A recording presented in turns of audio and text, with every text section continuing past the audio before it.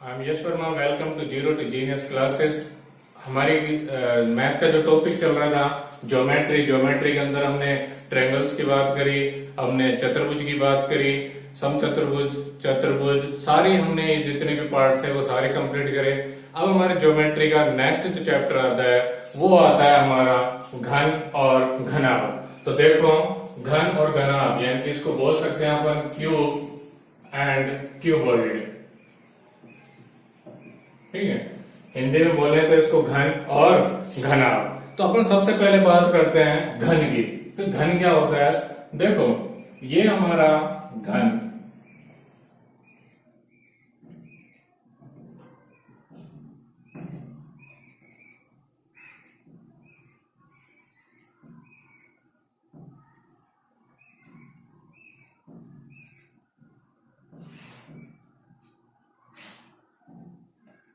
ए B C D E F G और ये H. तो अपन सबसे पहले घन की बात कर लेते हैं कि घन में क्या क्या चीज होती है, घन की परिभाषा क्या होती है, घन का क्षेत्रफल, घन का आयतन, वो सब चीजें क्या होती हैं। तो सबसे पहले अपन बात करते हैं इसकी परिभाषा की। परिभाषा यानी कि अपन पहले कौन सा चैप्टर स्टार्ट कर रहे हैं, घन। ठीक है, तो देखो घन की अगर परिभाषा देखें तो इसकी घन की परिभाषा से पहले मैं कुछ चीज समझा दूं आपको कि घन के 6 तो फलक होते हैं। 6 क्या होते हैं, फलक कह लो या पृष्ठ कह लो।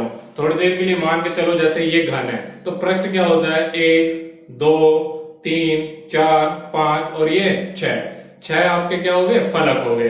ठीक है, अब एक चीज देखने की है इसमें कि घन के अंदर सारे के सारे फलक एक जैसे होते हैं। सारे के सारे फलक कैसे होते हैं, एक जैसे होते हैं। लेकिन उन फलकों की कैसी शेप होती है, वो शेप होती है तुम्हारी कैसी, वर्गाकार। कैसी होती है, वर्गाकार। यानी कि पूरे 6 के 6 जो फलक होंगे वो सारे के सारे कैसे होंगे, वर्ग होंगे यानी कि वर्गाकार होंगे। और वर्ग की हम एक डेफिनेशन जानते हैं, हम एक वर्ग की खासियत है कि इसकी लंबाई और चौड़ाई दोनों ही क्या होती है, बराबर होती है। यानी कि इसका क्षेत्रफल हम जब निकालते हैं तो क्या आता है, भुजा स्क्वायर कह लो या एल स्क्वायर कह लो। ठीक है, तो 6 तो फलक हो गए। यही इसकी परिभाषा होगी क्या, कि 6 वर्गाकार फलकों 6 वर्गाकार फलकों द्वारा बनी ठोस आकृति को हम क्या कहते हैं, घन कहते हैं। ठीक है, तो हम इसकी परिभाषा क्या हो गई, 6 वर्गाकार फलकों द्वारा या फलकों से बना ठोस या से बनी ठोस आकृति क्या कहलाती है, तुम्हारी ठोस आकृति क्या कहलाती है, घन कहलाती है। क्या कहलाती है, घन। ठीक है, घन कहलाती है। अब इस घन की अपन को खासियत देखनी है कि घन की क्या क्या खासियत होती है। तो अपन नंबर 1 पे अगर बात करें तो इसके 6 फलक होते हैं। क्या, कितने, 6 फलक। और फलक मैंने भी बताया था कैसे होते हैं, वर्गाकार। 6 वर्गाकार फलक होते हैं।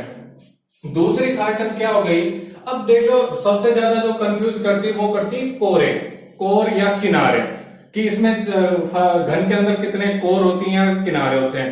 देखो चाहे कोर कहो या किनारे कहो दोनों एक ही बात है। अब वो कितनी होती है, मेरे साथ साथ काउंट करो, 1 2 3 4 5 6 7 8 9 10 11 और हमारी एक और बच गई, कौन सी, दोबारा देखो, 1 2 3 4, ठीक है, 5 6 7 8 9 10 11 और एक ये 12, यानी कि 12 क्या हो गए, इसमें किनारे हो गए। ठीक है, अगर तुम्हें और दिक्कत आया तो यहां से देख लो, जैसे हमारा ये 1 2 3 4 5 6 7 8 9 10 और ये इसका 11 और 12।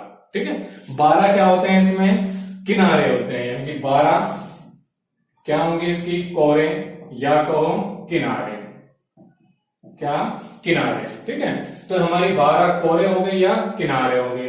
अब आते हैं हमारा तीसरा शीर्ष कितने होंगे तुम्हारे, ये जो जितने भी तुम्हारे अल्फाबेट दे रखे हैं ये सारे ही तुम्हारे शीर्ष हैं। 1 2 3 4 5 6 7 8 क्या हो गए तुम्हारे, शीर्ष हो गए, 8 शीर्ष हो गए। ठीक है, ये 8 शीर्ष हो गए। अगर दिक्कत है तो तुम्हें इनके नाम लिख सकते हो, A B C D E F और ये जी। ये क्या है तुम्हारे शीर्ष है, और ये किनारे जैसे ये A B C C H A H, 4 होगी, 4 ही ऊपर होगी, 8 और 2 और 2 4, 4 कितने, 8 और 4 12 तुम्हारे हो गए क्या, किनारे। ठीक है, इनका भी नाम लिखना चाहो तो लिख सकते हो, वो काफी बड़ा हो जाएगा, ए बी सी यानी ए बी सी सी एच और ये ए एच 4 तो ये हो गई, 4 ही जस्ट ऊपर हो जाएंगे, यानी कि जी एफ डी और यहां से डी ई जी ई और यहां से ए जी ई एच सी डी और यहां से एफ बी। ये हो गए तुम्हारे किनारे हो गए। ठीक है, तो किनारे हो गए यहां तक। ये तो हो गई हमारे घन के बारे में बेसिक जो नॉलेज थी ना, वो हो गई। अब अपन बात करते हैं कि इसमें इसके क्षेत्रफल की, इसके आयतन की। तो अपन सबसे पहले चलते हैं जो कि बहुत ही ज्यादा इंपॉर्टेंट है, क्षेत्रफल। कि क्षेत्रफल क्या होता है, घन का क्षेत्रफल। 2 वर्ड यूज किए जाते हैं, घन का क्षेत्रफल या घन का पृष्ठीय क्षेत्रफल। दोनों एक ही बात है, चाहे आप घन का क्षेत्रफल कहो या घन का पृष्ठीय क्षेत्रफल कहो, दोनों एक ही बात है। तो यहाँ पे क्षेत्रफल या पृष्ठीय क्षेत्रफल एक ही बात है। वो क्या, देखो इसके लिए भी एक छोटी सी ट्रिक है, क्या कि वर्ग का क्षेत्रफल हम जानते हैं कि क्या होता है, भुजा स्क्वायर या एल स्क्वायर, है ना। भुजा को हम शॉर्ट में एल स्क्वायर लेके चलते हैं। अब भुजाएं इसमें फलक कितने हैं, फलक है हमारे 6। जब एक फलक का एल स्क्वायर है तो 6 फलकों का कितना हो जाएगा, 6l स्क्वायर। और मैंने पिछली वीडियो में बताया था, जब भी जो हमारी चेंजेबल इकाई होती है, चेंजेबल उसके बेस पर ही हम क्या इनके डिनोट करते हैं, इनकी इकाइयां करते हैं। तो भुजा ऊपर क्या चल रही है, स्क्वायर। तो हमारे यहाँ पे क्या क्षेत्रफल हमेशा किसमें आ जाएगा, वर्ग इकाई में। ठीक है, दूसरा अपन चलते हैं इसका आयतन। आयतन क्या होता है, आयतन हमारा, देखो आयतन हमारी इसकी पहले, सबसे पहले मेरी बात एक और बताना भूल गया मैं, कि जो ये घन है और घनाभ है, ये दोनों ही क्या है, तुम्हारी 3D ज्योमेट्री है। 3D ज्योमेट्री है कि त्रिविमीय ज्यामिति। त्रिविमीय ज्यामिति है तो इसकी ये लंबाई होगी, ये चौड़ाई होगी और ये ऊंचाई होगी। चूंकि लंबाई और चौड़ाई और ऊंचाई तीनों ही बराबर हैं, तो इसके आयतन क्या हो जाएगा, L3, और ये हो जाएगा तुम्हारा घन इकाई। चूंकि आयतन है तो आयतन किस में आता है, घन में, तो घन इकाई आ गया। ठीक है, यहां तक हमारा जो ये टॉपिक था वर्ग। और एक और चीज आती है इसमें, घन का विकर्ण। घन का विकर्ण, विकर्ण क्या होता है, देखो जैसे अगर हमारे पास कोई घनाकार डब्बा है, उसको हम इस टाइप से ये रख के चले, ये जो दूरी है AD, ये हमारी क्या है, इसका विकर्ण कहलाएगी। अगर आपसे पूछा जाए कि एक घनाकार कमरा है, उसके अंदर अधिकतम कितनी लंबाई की छड़ रखी जा सकती है, तो वो इनडायरेक्टली तुमसे उसका विकर्ण पूछ रहा है। क्योंकि आप एक बात देखो कि सपोज ये पूरा एक कमरा है, इसमें अधिकतम लंबाई की कौन सी छड़ रखी जा सकती है, तो यहां से लेके और यहां तक हो। ठीक है, तो ये पूरी जो लंबाई की है, ये इसको क्या बोलते हैं, विकर्ण बोलते हैं।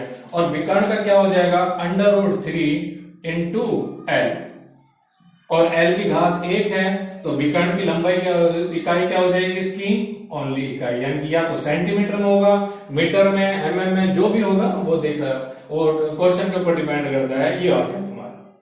ठीक है, यहां तक हमारा घन का सारा ही क्षेत्रफल, आयतन और विकर्ण तीनों ही खत्म हो। अब उसके बाद अपन बात करते हैं घनाभ की।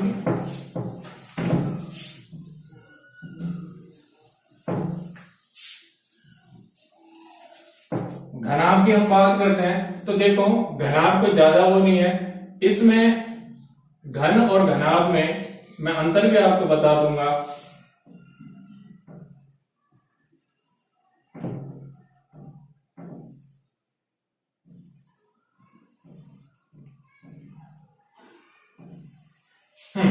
ये हमारा आ गया घनाभ। इसको क्या बोलेंगे हम, घनाभ। इंग्लिश में इसको बोलते हैं क्यूबॉइड। ये आ गया हमारा, नाम लिख दो, ABCDEF G और ये H। ठीक है। आयत और घनाभ में और घन में क्या फर्क होता है? देखो, घन की मैंने बताई थी कि लंबाई, चौड़ाई और ऊंचाई तीनों ही कैसी होती हैं? बराबर होती हैं। लेकिन यहां पर लंबाई, चौड़ाई और ऊंचाई तीनों ही कैसी होंगी? अलग होंगी। यानी कि ये इसकी लंबाई मानी जाएगी, ये चौड़ाई और ये इसकी ऊंचाई। तो ये तीनों ही अलग है। चित्र में वैसे भी देख सकते हो, ये बहुत बड़ी है, ये छोटी है, और ये भी इसकी तुलना में तो अलग है। तो ये तीनों ही क्या हो गई? अलग हो। जैसे हमारा कमरा जो होता है, एक आयत का, एक तुम्हारे घनाभ का एक बहुत अच्छा उदाहरण है हमारा कमरा। कमरे की आप लंबाई, चौड़ाई और ऊंचाई देखना, वो अलग ही होती है। ठीक है। और भी ना समझ में आया तो ये देखो, डस्टर देखो, इसकी ये लंबाई, ये चौड़ाई और ये वाली, इतनी वाली, ये क्या होगी? तुम्हारी ऊंचाई। ठीक है। तो वो तीनों ही अलग अलग हैं, आपको दिख रही होगी। तो ये हमारा क्या है? घनाभ का उदाहरण है। अब घनाभ में मैंने जैसे आपको बताया था कि घन का प्रत्येक पृष्ठ कैसा होता है? वर्गाकार। लेकिन घनाभ का प्रत्येक पृष्ठ कैसा होता है? आयताकार। आयताकार, ये हमारा आयताकार होता है। अब इसकी परिभाषा वही है कि 6 आयताकार फलकों या फलकों से बनी आकृति क्या कहलाती है? घनाभ कहलाती है। घनाभ कहलाती है। घनाभ कहलाती है। अब इसकी खासियत पे आ जाते हैं। तो खासियत इसकी वापस से वही, 6 तो क्या होते हैं? इसके फलक होते हैं। जैसे एक ये फ्रंट वाला जो देख रहे हो, 1, और इसके जस्ट पीछे वाला 2, ये 3 और ये 4, 5, एक ऊपर वाला 5 और एक नीचे वाला 6। नहीं समझ में आया तो इसमें देखो, डस्टर में ये 1 और एक इसके पीछे 2, 3, 4, 5 और ये 6, तो 6 फलक हो गए। 6 फलक जो होते हैं इसके 6 आयताकार फलक होते हैं। यानी कि हमने कह दिया 6 आयताकार क्या होते हैं? फलक। आयताकार फलक होते हैं, फलक। ठीक है। और दूसरी खासियत कोरे यानी कि किनारे। तो देखो, 1, 2, 3, 4, 5, 6, 7, 8 और 9 और 10, और यहां से ये 11 और ये 12 जाती है। जैसे 4 तो नीचे गिरी, 4 ऊपर गिरी, 8 और ये 2, ये 8 और 4 12 हो जाएंगे। यानी कि तुम्हारी 2 यहां से बच गई और 2 ये बच गई, तो 4 हो गई। यानी कि टोटल कितने हो गए? 12। यानी कि 12 क्या हो जाएंगे? इसके किनारे। 12 किनारे कहो या कोरे कहो। ठीक है। और तीसरा क्या? हमारे शीर्ष। तो वापस से शीर्ष देख लो, 1, 2, 3, 4, 5, 6, 7, 8, यानी कि 8 क्या हो जाएंगे तुम्हारे? शीर्ष। जो भी मैथमेटिकल तुम्हारे अल्फाबेट है वो सारे किस में आएंगे? शीर्ष में आएंगे। ठीक है। और घनाभ की परिभाषा, वो खासियत की इसकी लंबाई, चौड़ाई और ऊंचाई तीनों ही कैसी होती हैं? अलग अलग होती हैं।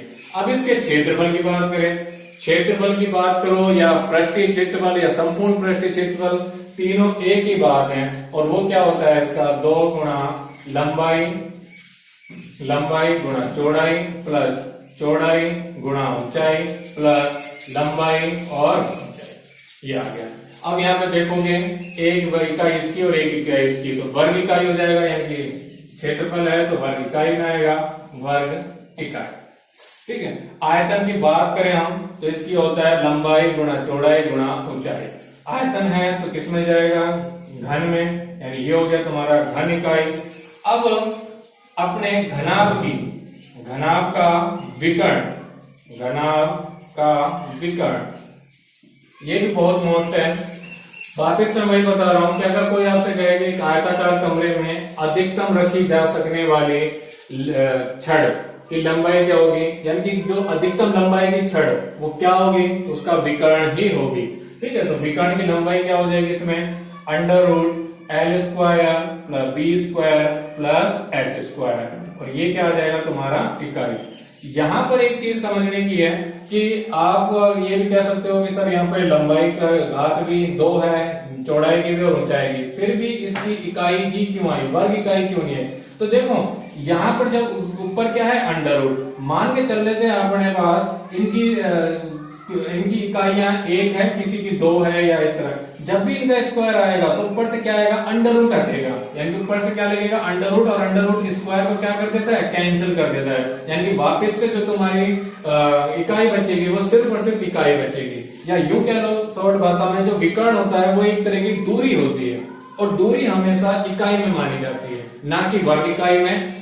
दूरी हो, लंबाई हो, चौड़ाई हो, ऊंचाई हो, ये सारी इकाई में।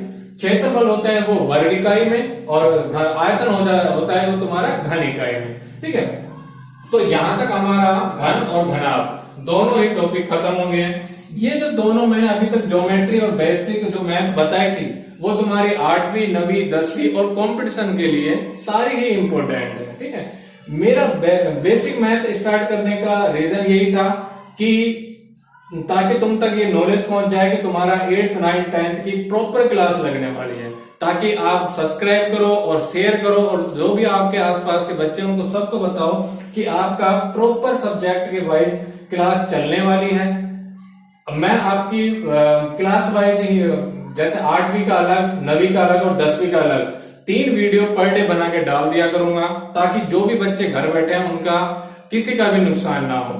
बस आपको ज्यादा से ज्यादा शेयर करना है और लाइक करना है, और हमेशा आप क्या सब्सक्राइब तो करना ही है, और बच्चों को बताओ ताकि उनका सिलेबस छूटे ना। एक और चीज बात जो मेन है कि आपको जैसे इस वीडियो में जो भी प्रॉब्लम आई है, अगर सपोज करो आपके कुछ डाउट है, एनीवन हैव डाउट, तो आपको क्या करना है, वो कमेंट में लिखना है। आप कमेंट में डाल दीजिए। मेरी जो अगली क्लास होगी यानी कि कल मॉर्निंग में, वो मैं आपको पहले जो आपकी क्वेरीज हैं उनको रिमूव करूंगा, उसके बाद ही आगे मैं क्लास में जाऊंगा। First I will remove your queries and उसके बाद ही मैं कोई क्लास दूंगा, है ना। तो आपको सिर्फ क्या करना है, सब्सक्राइब कीजिए और शेयर कीजिए, और ज्यादा से ज्यादा बच्चों को बताइए कि आपकी क्लास चलने वाली है। शायद मंडे से मैं आपकी प्रॉपर क्लास ले लूं, उससे पहले अपन को कम से कम हमको ज्यादा से ज्यादा बच्चों को ऐड करना है। ठीक है, आज के लिए इतना ही।